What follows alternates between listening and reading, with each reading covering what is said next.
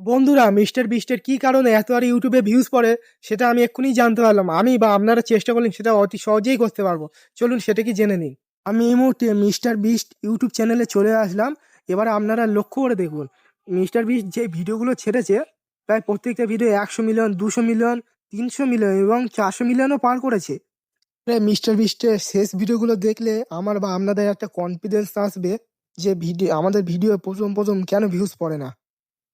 বন্ধুরা, এবারে দেখুন, মিস্টার বিস্টের যার নাকি 400-500 মিলিয়ন সাবস্ক্রাইবার, তার ভিডিও 1 লাখ, যে 2 লাখ, 7 লাখ, 5 লাখ এরকম করে ভিউজ পড়েছে। বন্ধুরা, এই ভিডিওটা দেখার পর আপনারা কি বুঝতে পারলেন যে আমরা প্রথম প্রথম ইউটিউবে ভিডিও ছাড়ি, ভিডিও 50-100 ভিউজ আসে, তা ভাবে আমাদের কোনো সেটিং অফ আছে বা অন আছে। আমরা এর জন্য অন্য ভিডিও দেখি, এগুলো পুরো বেকার কথা।